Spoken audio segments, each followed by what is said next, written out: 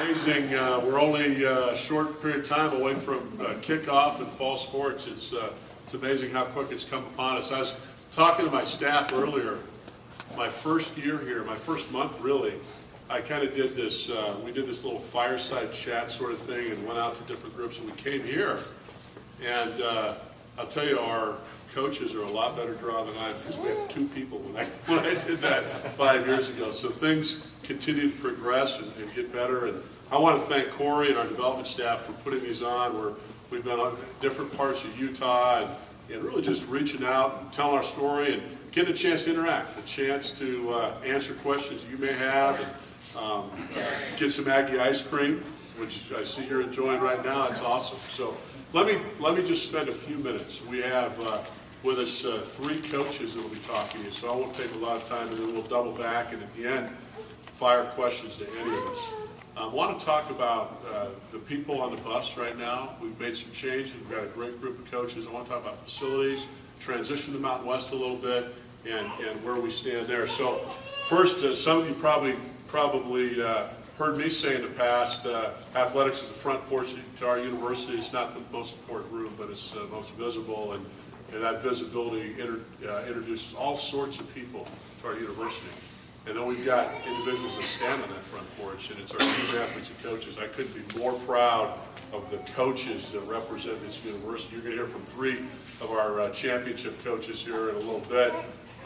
And then I want to tell you a little bit about some change. So one of the mottos is climbing the mountain. We're going to the Mountain West, and we want everybody to join the climb. We've got to raise our game a little bit. So we have made some strategic changes. We just hired new tennis coaches for the length of our program. We've had 1 tennis coach for 2 programs. And we've made a change, and we've hired 2 new coaches, in Sean McInerney and Clancy Shields for men and women's tennis. We couldn't be more excited about those hires and what they'll do to elevate our program. We're also in the middle of a search for softball and gymnastics coaches, and we're about ready to make those changes. There's a difference from our hirings today than maybe even 5 years ago when I was here. We're going to get our first choice in every hire we make, and that's exciting. We're going to get our first choice. We swung for the fence, and we're getting great, quick, quality coaches. So we're very, very excited about that. So in addition to the coaches we have, we love the new coaches that will be on campus. In terms of facilities, and you've probably read a lot about what's happening there, next Monday we'll have a groundbreaking ceremony to celebrate the beginning of the Wayne Estes Center. How many of you have heard a little bit about the Wayne Estes Center? So obviously we know Wayne Estes, one of our all-time greats, and that story is incredible. The lead donor, Jim Lobb, wanted to name it after Wayne Estes, who was one of his childhood heroes, Wayne Estes and Mickey Mantle. And so he named it the Wayne Estes Center. That'll be comprised of coaches' offices for volleyball, men and women's basketball. And then it'll be a competition venue for our volleyball team to give us a great home court environment for women's volleyball. And then it'll be a practice facility for men and women's basketball. And the need is evident. In fact, I tell this story often when people ask, so why this facility? I'm looking out my office window one afternoon, I see our men's basketball team piling into a van. This is in the springtime, and basketball season isn't here. We went down to talk to them. They're going over to Logan High to practice because there wasn't enough room in our facility. But since then, we've had a lot of students to our campus, so the impact is there. The other part of that facility is the recruiting impact that it has in terms of where we go with it. So very excited about that. The Strength and Conditioning Center will open in the next couple of weeks. We had a couple consultants on our campus, 2 guys I trust that have been in the business a long, long time. The executive director of the 1A Athletic Directors Association, Dutch Bogman, and then also Todd Turner, who's been the AD at places like North Carolina State and Washington. They know the SEC very well, and one of the things they said when they toured our Strength and Conditioning Center is they said as they think about that facility and compare it to any school in the SEC, said it was absolutely without question the top half and equal to the top third, maybe a couple schools in the SEC with a better strength and conditioning center. So pretty good step for Aggie athletics in terms of recruiting the student athletes and delivering those services. Two other projects are going on. So we've got the basketball, volleyball facility, strength and conditioning center, and then the other two projects, one is the existing weight room. We're going to take that 8,500 square feet and add coaches' offices for our women's programs and locker rooms. And that starts the day that our folks move out of that, which is about a week from now. We'll commence that project. Phase one of that project should be done by December. So that's the third project. Number 4 is an interesting one. For some reason, when we built Romney Stadium, we forgot to add bleachers to the south end zone. And so we're going to do that. We're going to add that entire south will be bench seats, bleacher seats with numbers. It gives us an opportunity to better manage large crowds. We really believe we'll have multiple sellouts this year. And in order to manage those crowds and facilitate those crowds, we need seats with numbers and be able to usher that better and do a better job. So those are the 4 projects that are going on. Couldn't be more excited. We have our hands full. We have some more money to raise for the basketball practice facility, and we're looking forward to doing that between now and next spring. So the third thing I want to talk about is this transition. As we think about raising our game, the facilities piece, we're adding positions. We've got a new compliance position, a new strength and conditioning, or rather a sports medicine trainer. We've got a new video coordinator. We're adding some pieces to our operations. And the reason we're doing that is as we think about where we benchmark ourselves and where we land in the Mountain West, things like facilities, particularly student athlete service sort of facilities like the ones I just spoke of, we land right in the top third, absolutely the top third of the Mountain West. We are right, not only are we in the game with these new facilities, we're ahead of many of them, and we're on solid ground. But if you think about where we're at with things like operations, total operations in our budget, we're about $8 million off the average. If you think about where that gap lies, and we've done a gap analysis, the gap is significant in terms of salaries and unfunded positions. So every year in our 5-year plan, we're taking chunks out of that, trying to be more competitive in the marketplace with the salaries we provide our staff, and adding positions such as the ones that I've described to get a little bit closer. Now there's a couple pieces to that that say, wait a minute, $8 million, how can you ever get there? One is that the average Mountain West member has 19.5 sports. We have 16. So right there's a couple $1 million delta that says, you know, apples to apples, they're going to spend more money. Tuition is lower at Utah State. There's some other economies, but we aren't going to win this battle if we keep saying we can do this much more with this much less. We can do more with less, but we've got to get that operations budget up. How we do that? We do that with season tickets in football. Absolutely, Big Blue donations. So we'd ask you to join the fight there. That's the biggest opportunity for us to gain and close that gap, is filling the stadium with season ticket holders. So if you're not a season ticket holder, we need you to be. And we also need you to bring somebody with you. We need you to bring a friend. We need you to bring a relative. For those of you that are socially challenged and don't have friends, bring somebody that doesn't like you. Just bring somebody with you. Okay, this is going to be an exciting year. If you've been thinking, or your friends and family have been thinking about joining and jumping on the bandwagon, has there been a better time to do it? I'll answer that for us. There hasn't. This is the time. So jump on board.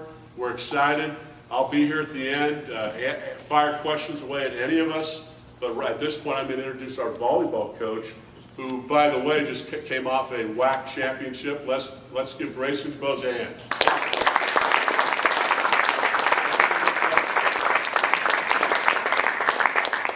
Well, thanks. I know you're here to hear math, but I mean, really, since I'm here, I might as well say something. Coaching, I've decided, is a humbling job. If I didn't know that before, I knew that this year. We're rolling. We're kind of feeling pretty good. We're in this great spot in the conference. We're winning, and we're preparing for a match. And so we come out. The girls go to the locker room, and I usually wander down to the floor. And we have these very, very wonderful ushers. And they stop me. And they said, "Yeah, do you have your pass?" And I said, "Well, I don't know. Do I need a pass?" "Yeah, if you want to get on the floor, you got to have a pass." And I'm like, "Well, I don't think I have a pass, but I'm the coach. Maybe that should..." And she looks at me and goes, "Yeah, really? Really?" And I thought to myself, if I'm going to make something up and I'm going to go pretend to be a coach at Utah State, the volleyball coach is probably not the guy. I don't want to be Matt, or I want to be, Gary at the time, or I want to be Stu. And I said, "Yeah, I'm pretty sure I'm the coach." "All right, I guess I got to let you down." And I said, "Well, yeah, it'd be nice, if I get kicked out of the match, then maybe you can help me off." But anyway, so thanks for letting me come and speak. I appreciate it. I had to write some stuff down, and these are just made out of glass. They're not real. They just make me look smarter. We were able to finish our season at 21-9, and we won the WAC at 15-3, so we're pretty fired up about that. We had the freshman of the year on our team, and Ellie Brainerd, and we had 6 all-conference kids. An all-region kid, which is just one step for us, is one step below All-American. So we've done some nice things, I think. But the thing that I'm most proud of is we had 8 of 11 eligible kids become academic All-WAC, and that was pretty exciting for us. I think that's a 3.2 or better, and you have to play in 50% of the matches, and that was really exciting. Our cumulative GPA is at 3.2 for this last year, and missing 19 days of class as we traveled in the fall. That's about a third of the semester that we spend on the road, and I'm impressed with who they are. And I'd like to take as much credit as possible for that, but I have these wonderful assistant coaches that make me look a lot better, and they're on task. And our kids, it's a valuable thing to have an education for these guys, and it's important to them. And because of that, they go get good GPAs, and they go graduate. 3 of our kids who just graduated, one's going to go to med school, another one's going to go get a master's in psychology, and another one's actually applying for a job in the department, so just not putting in a plug for her, FYI. No pressure or anything, but boy, she sure would be great at this job. But it's exciting. It's an exciting time to be an Aggie. It's a great time to be a part of this department. I was here in 1999 and 2000 as an assistant coach, and it's fun to see the growth and the progress. It's really fun to work with Scott Barnes and Janet Doggett, who's my direct boss, and these guys have a real great vision of who we can become and who we should be, and they hold us to a standard, and that's important. What else do I have? We had this nice recruiting class come in. We had a bunch of kids leave on LDS missions that we weren't counting on, and that kind of put us behind the 8 ball a little bit, and we were able to replace those kids. And because of that, they ranked our recruiting class highest honorable mention, so they ranked the first 35, and then we're somewhere in that next mix of the next 20 teams in the country. So we were real pleased with that. And we're very excited about breaking in a new building in a year. We're excited the leadership that we're provided here at Utah State. I think it's wonderful. I've been a few different places in the course of my career, and this administration that I get to work with every day is as good as anybody I've ever been around. They appreciate the work that we do. They want to make it good for us, and I'm excited about that. And then finally, the 3 kids that graduated are 2-time WAC champions, which is a pretty unique thing. We haven't been able to say that very often in volleyball. So there you go. That's us, and is Coach next? So Coach, I'm going to turn it over to you because you're the man.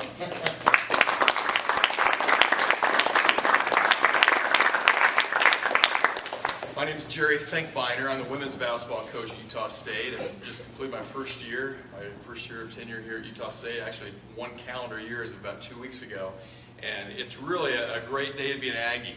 I didn't know the true meaning of an Aggie until I interviewed for the job last year at this time and got the job.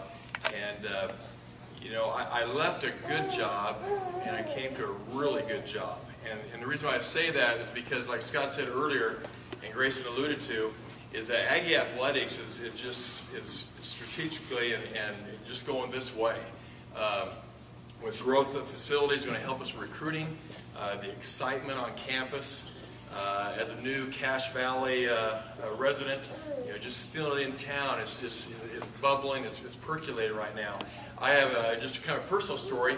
I have some family in Boise, Idaho. They're Boise State Bronco fans, and they just yeah, I know. It's kind of a fine line there of Broncos. We cheered for the Broncos when they beat OU about 4 or 5 years ago, being in Oklahoma.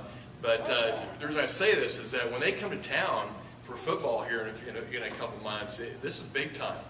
And they're calling us for a room because they can't find one in town. The hotels are sold out already for that weekend. But Aggie Athletics is on the rise. Really big blue scholarship fund. I don't know a whole lot about it, but I need to join as a coach, don't I? I've never been approached. Do I, Matt? Grace, are you a member of the Big Blue? I am. Are you? The longer you wait, the higher you go. Bigger steps. Well, I need to be a member of it. I encourage all of you to do that because you're on the ground floor of something really special happening right here. The Mountain West transition, I accepted the job for 2 reasons. One is Scott Barnes and his leadership and leadership with Dr. Albrecht at our university president. But number 2, closer right behind it, was the Mountain West affiliation. Is big time athletics. Now, I think you'll see the schedules of our teams. Teams coming in are the Fresno States, San Diego States, Wyoming's, New Mexico's. That's a lot different from University of Seattle, a lot different from New Mexico State, people like this. This is the next step up. It demands national attention. And I accepted that challenge as a coach.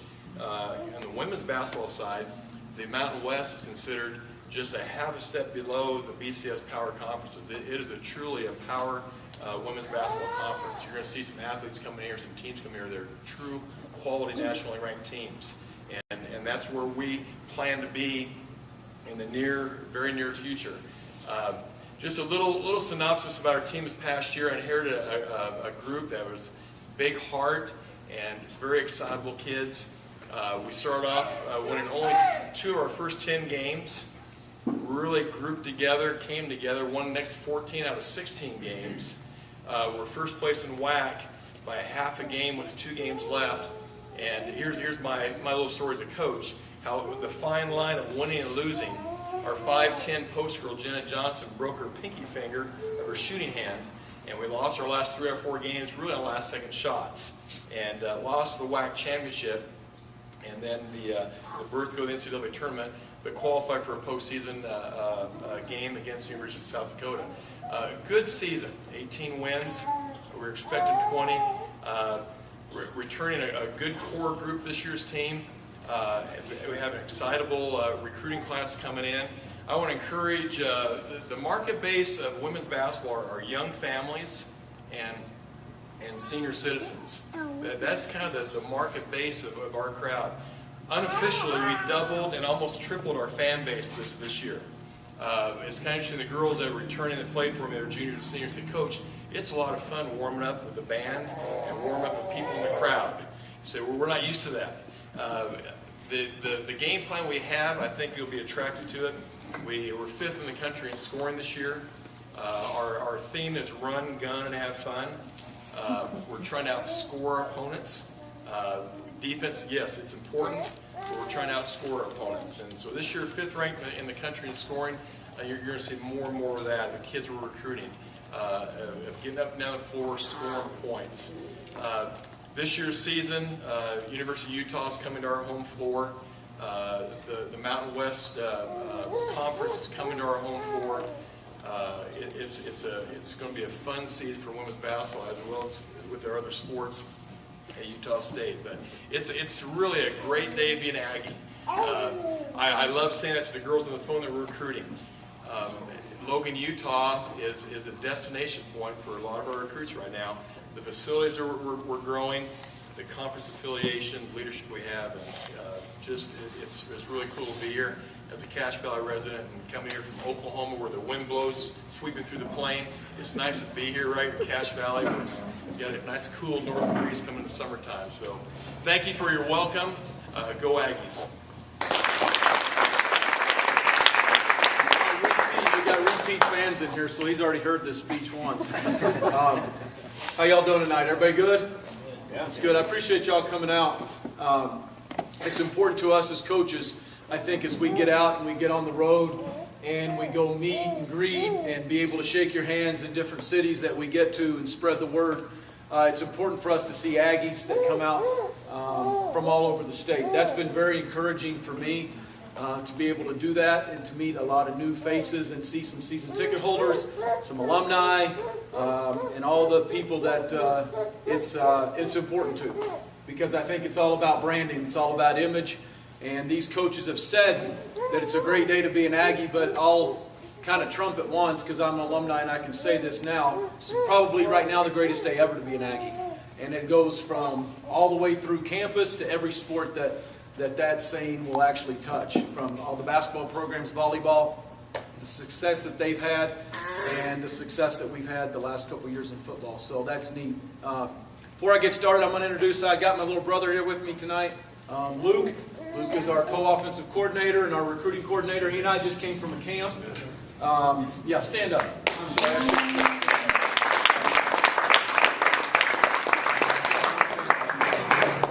Luke, yeah. We just came from a camp down in Salt Lake, an all-poly camp, all-Polynesian camp down in Salt Lake, and that's where we're at right now in the stage of our program is recruiting. Just kind of finishing our camp season, if you will, and then now we're into we're about to start giving some tours to recruits and parents because that's what's coming up right now in the summer, and so that is going very, very good to see a lot of the campers. Here's a difference that I can tell you just from in 2 years of going to that all-poly camp. That all-poly camp we just came from. Last year when we went, we saw a handful of kids that had just come from our camp. We just had our camp Monday through Wednesday. And I bet today we had about 7 coaches from Utah State there, probably close to 30 or 40 Division I coaches there, a lot of coaches in attendance, but we probably had 30 or 40 kids that were just coming off our campus. So there's a difference, and it's in the air. Coming off the season that we just had with 11 wins, we won 16 out of the last 19 games. So it's a tremendous challenge that we face right now as we go into the Mountain West to continue along the climb. Because by no means do I think we're there. We're not even close. We're not at the top of that, and we're continuing to climb. The challenge that's for us is twofold. The challenge for us is number one, will be competition, will be Saturdays. And I guess Thursdays and Fridays because we play every day of the week, it seems like. But as we go into the Mountain West, that it's up. Coach alluded to it earlier with some of the teams that are the differences. It's the same way in football.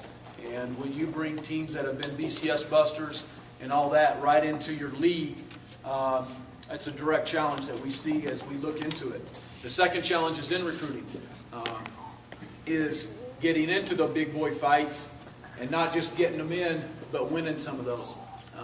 Because at the end of the day, our saying that we've said around here for as long as I've been here is players make plays and players win games. So the bottom line in our business is recruiting. And we've been given more tours and had more kids on campus, and those are very minor victories, but we got to land them.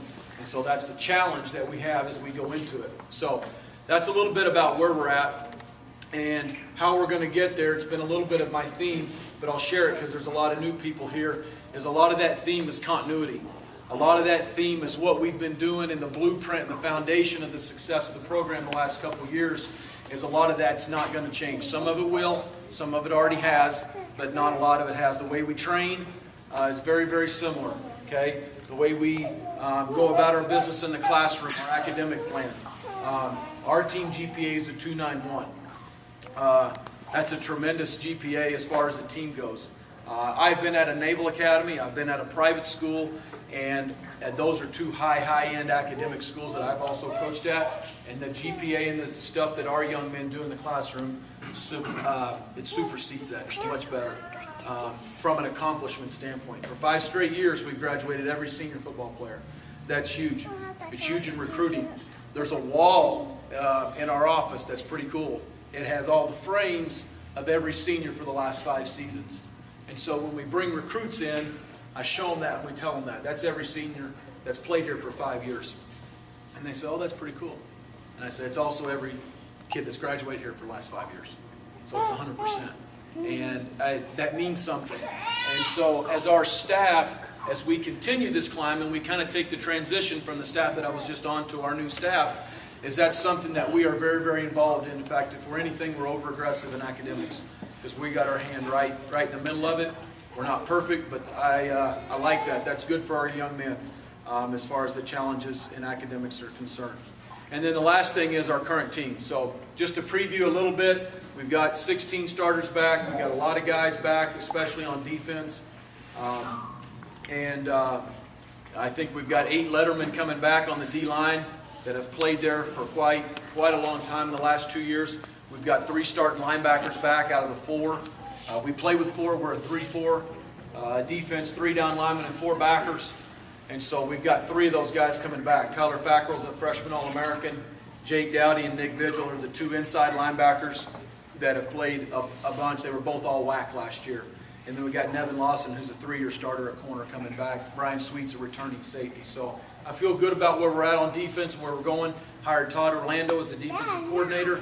He has jumped right in and learned our stuff. We haven't missed a beat on defense. Offensively, we have all 5 offensive linemen coming back. A 3-year, we moved positions with him. DJ Talavea at tight end. So he'll be a 3-year starter coming back at tight end. Of course, we have the quarterback coming back. And that's who we have on offense. The major league challenge on offense is to replace running backs and tight end, or running backs and receivers. We lost our top 5 leading receivers. Not everybody realizes that. Kerwin Williams was actually our 2nd leading receiver. Kellen Bartlett was in there. Cam Webb, Chuck Jacobson, of course, everybody knows Matt Austin. So we lost our top 5 pass catchers, is how I should phrase it, from last season. So that's a big challenge. I like some of the progress of the kids from the spring. I think we're consistent, but we got to be explosive. We got to be playmakers. We got some kids coming in this summer that are going to have a chance to get in the mix, and we'll see how they do in August. We've got Nate Needham, a deep snapper, and does our short snapping back. I'm talking about the kickers now and the specialists. Nick Diaz finished the year as a really on a strong note at kicker. Got he and Josh Thompson, both kickers, back. And then Jaron Bentrud will take over the punting duties. He's been the backup punter the last couple of years and has started at holder for us. So that's a little bit of a preview in the kicking game. So where we're at right now, we're about 3 weeks into the summer. All these guys have all alluded to the weight room that Mr. Barnes was talking about. We'll be in that in a couple weeks. It'll be a tremendous facility to recruit to. It already has. It's big time. It's a big time facility. We're excited about going in there. But right where we're at is our guys are training with Dave Scholes, our new strength coach, who we hired from the 49ers. Dave's done a nice job in a couple of different areas. Number 1, nutrition mainly, which is his big expertise. And I see our guys getting a little bit leaner. Not that we were way overweight, but just learning how to eat and train at a high level that they've really bought into. So I'm excited to see that as we transition that onto the field. They've got about a month left in summer school, and lifting and running and throwing every day. So we're in the 3rd quarter of our phase, 4th quarter being summer, August training camp, as we get into 2-a-days and prepare for the season for 29 practices before we play the